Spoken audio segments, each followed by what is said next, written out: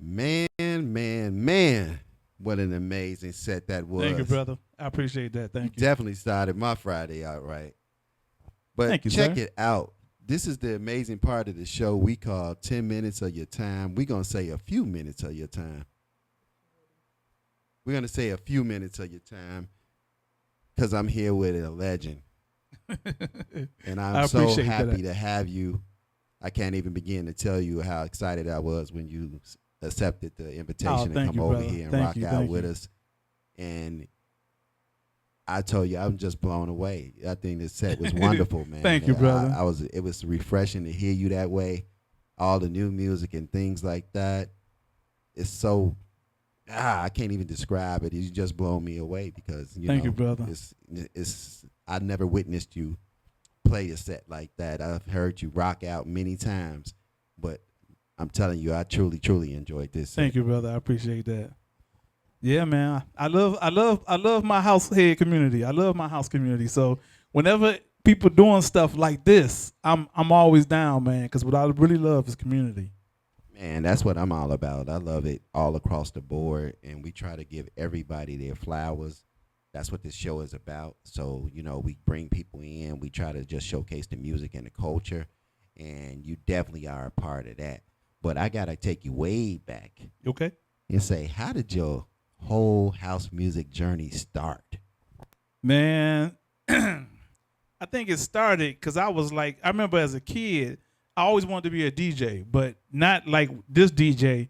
I used to listen to Tom Joyner on WJCP, AM, and I used to always just play, with the two turntables, like, the turntable with the receiver and the other turntable with the receiver, and I used to just play songs like Parliament Funkadelic, stuff like that, like Cameo, and I used to always play like I'm a DJ.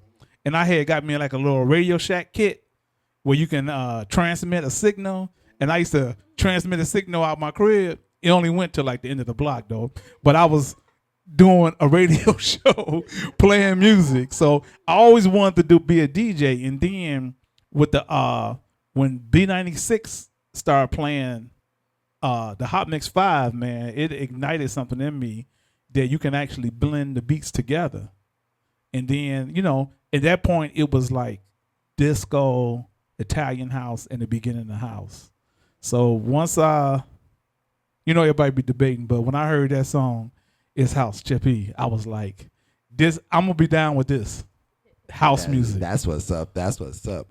But you went into it from the DJ aspect, from the radio DJ aspect into the house music part of it with the mixer.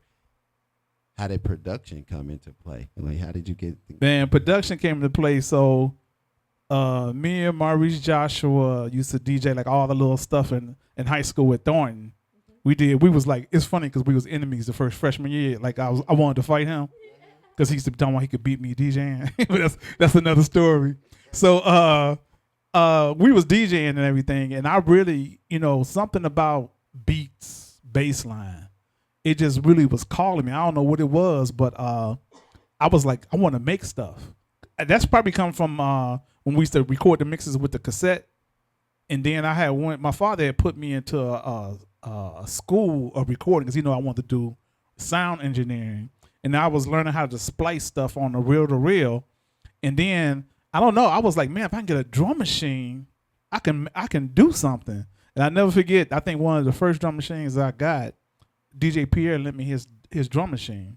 In them days you get like something from Pierre. You get it for like 24 hours. The library loan program. Yeah. 24 hours, and you got to give it back. So Rent-A-Center of DJ equipment back in the day. And that 24 hours, we make a whole bunch of beats, and then give it back to him, and then fingers will come in, and we do bass lines and chords and put it over the beats, and that kind of started it. Wow. And that's a whole nother show in itself. The production behind this, man. Yeah, the production is fun, man. It's I'm back to right now where I've been doing production from November to now. I think I'll be done with my production season. Probably another 3 weeks. So I got one more EP I'm trying to put out, but I'm a Gemini. It just comes in seasons. When it comes, it got to be organic.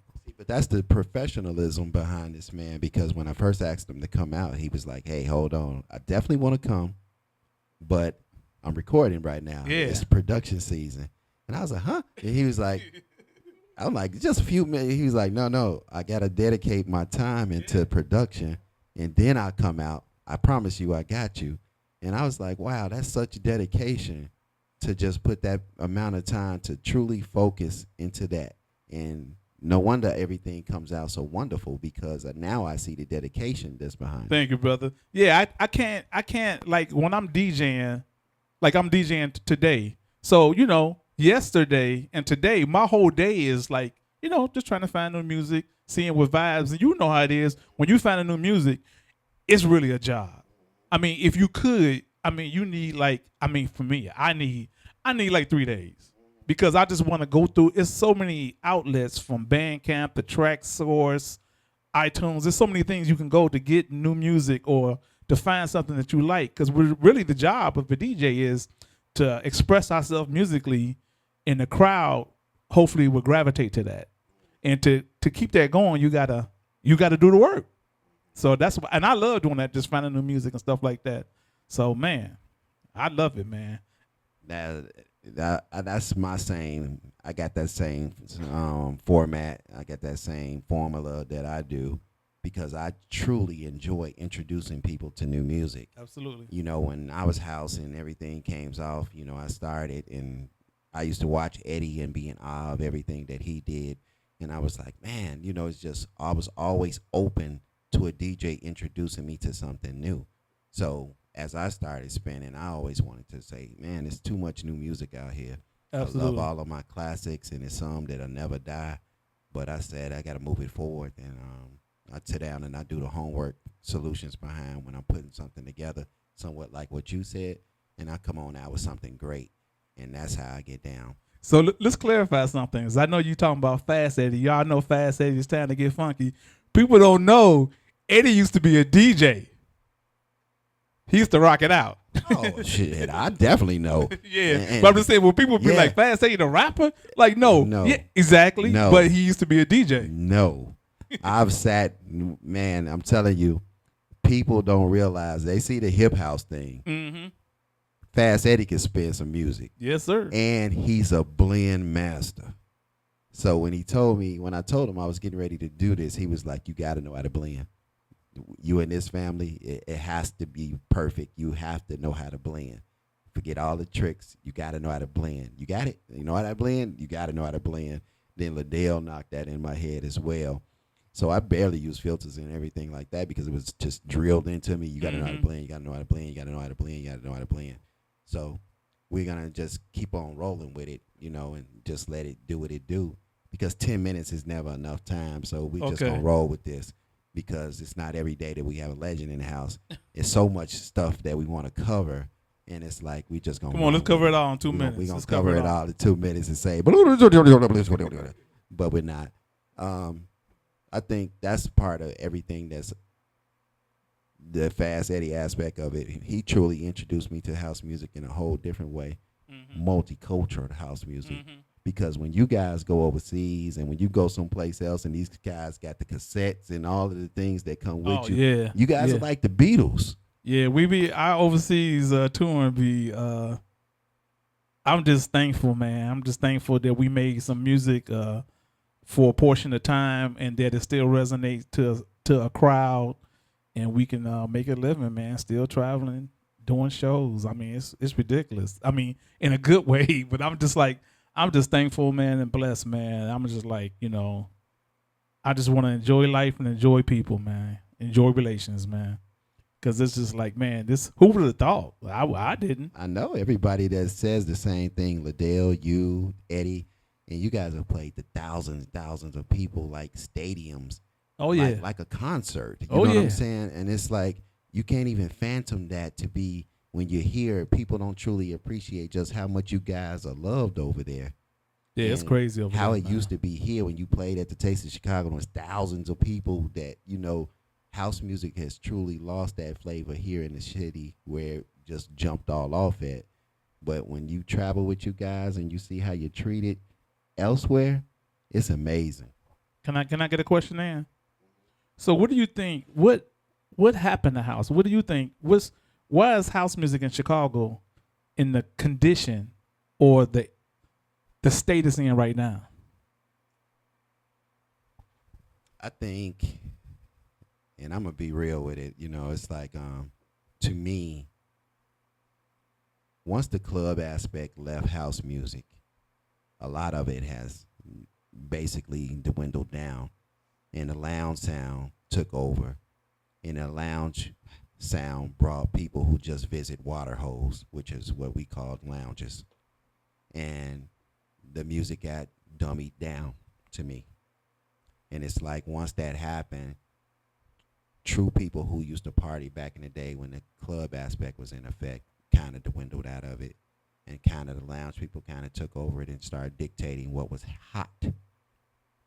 And those people are only locked into one sound. I mean, they locked into, I like Superman. I want to hear it every day. I want to hear it. You better play it. And a lot of DJs sold their soul and compromising their sound to cater to these individuals. And we got lost in that way. So now it's no more risk taking. It's no more people just playing a box the way that a DJ is supposed to introduce you to things, the way we were open to be introduced to things.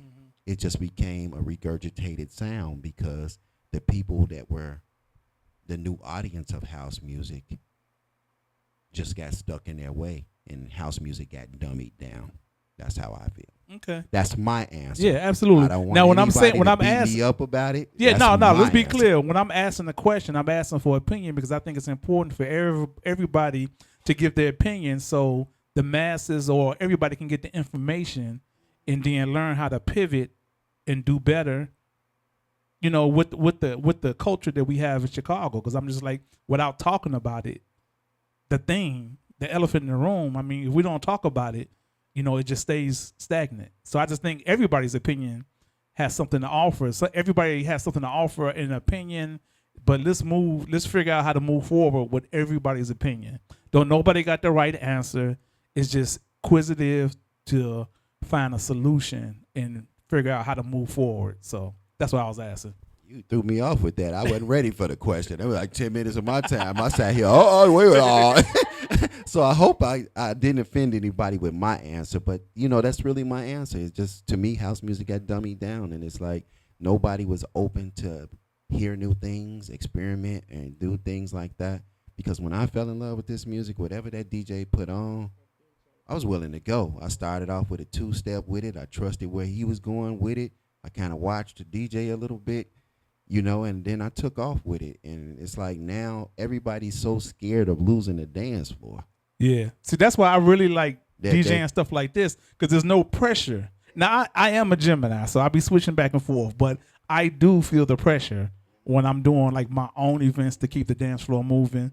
I always felt the pressure that's why I would send out the information, like we're doing new music for the first hour, we're doing Afro house, we're doing soulful house, just to try to let the people know this is what you're getting. Before we get to the regular stuff, we got to incorporate some of this new stuff. So I'm definitely guilty of the pressure of the crowd, but it's so much fun when everybody dancing. It's so much fun. It is, and that's what I mean. So it's like when you got everybody out there on the floor, and don't get me wrong, some of these songs are just classics. Some of them are never going away. Yeah, they're never going away. But it's like when you're stuck into everybody doing the same thing, everybody doing the same set, everybody playing the same songs, and it's like everybody's so scared to lose the dance floor that when they get their opportunity, they're doing it all over again. And it's like you just kind of miss the days of when you allowed the DJ to take you on a journey, So it's like when you take the risk of doing that, sometimes you get shunned out, and oh man, nobody, I'm telling you, it's a heartbreaking thing when you're introducing new music and you look on the floor and you're like crickets. Yeah, I get both ends now. Even then, you gotta say, "Oh shit, let me get back to throw something out there to try to bring the floor back." But I was just wondering because I asked Glenn, and oh, Glenn gonna go in. I asked him, you don't want his answer, but I do. When they sit there and be like, I say, when you're playing this music and you're making this new music, I asked Terry, I'm saying, when you're making all this beautiful new music, what do you think about how do you introduce or how do you support the DJs that's supporting the new music movement and trying to push it forward as a producer? Oh yeah, well, at trying to move it forward, man. I put my stuff out. I send stuff to DJs, and man, I try to play it like we was talking. Like I don't even come out until after I got stuff to play. Like today, I played at least 8 of my tracks. Some of it new, some of it ain't even out yet. But I need to hear it in the mix of other stuff. So, I mean, I just try to support the DJs, But and with the understanding, like everybody don't get it. In my DJ list, I got like soulful DJ, Afro DJ, cigar lounge DJ, and then there's one list says house everything. They'll just take everything. So, so some of the songs I do are soulful. Some of them is like jackable. Some of them is like Afro house. But it depends on how I feel. But it's just like I try to give all the DJs who I think may appreciate that something. But at the same time, go to Bandcamp and purchase it. iTunes, Traxsource. Most definitely. We definitely support the purchase music program over here. That's something Glenn has. Can I add one thing when you're talking about the house community and stuff?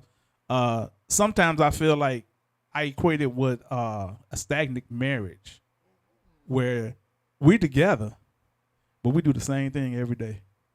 Most definitely. That's a beautiful example. So we gotta trying to spice it up, y'all. I'm trying to spice it up. Most definitely. Put a wig on, some new glasses, come back in here and rock my world. I got my new glasses. I got my new prescriptions. These are prescription glasses. I got my new glasses, y'all. That's how you got to do it. And that's a beautiful example of how to do it. But I truly enjoyed this. I said one of the things about when people come over, the music is one thing, but the fellowship is a whole nother thing. Man, I love fellowship. We have the most beautiful conversations, and ever since Gina came up with the idea of this show, and she was like, you should start interviewing the people. I'm like, I don't know about that, you know what I'm saying? But it really took off because when we sit back and conversate and see what our ideas and our thoughts are, that's part of how we move forward. Absolutely. And that's part of the spice it up thing. And you get to hear everybody's solutions and what do they think and how do we move forward and how do we hold on to what we need to hold on to. How do we respect what we need to respect? Absolutely. And everything that comes with that. And it's just a beautiful thing. And I just can't thank you enough for coming through. Hey, I appreciate it, man. Thanks for the invite. You rock the wall. You're welcome back at any time. Thank you, brother. At any time, you're welcome back. I appreciate that. And thank you, guys. Y'all know it's cigar season for me. I'll be out there slinging them sticks all summer. He slings those sticks. And that's a whole other thing, too. Don't come up and support that movement as well, because he's dedicated into that as well. Came out to my venue and sets up in a professional way and does that. So I definitely say support him on that thing. We all need to hustle, and we gotta keep it moving in whatever way we can. But thank you, my brother, for coming through. Thank you for starting our Friday off right. Thank you for bringing some history to the wall. Oh, no doubt, no doubt. Because now you're part of the Wall's alumni. Yes, sir. And you're welcome back at any time. You guys are welcome back anytime, and I hope you don't mind this 10 minutes of your time. It's a few minutes of your time, and we want to thank you all for tuning in. Peace out.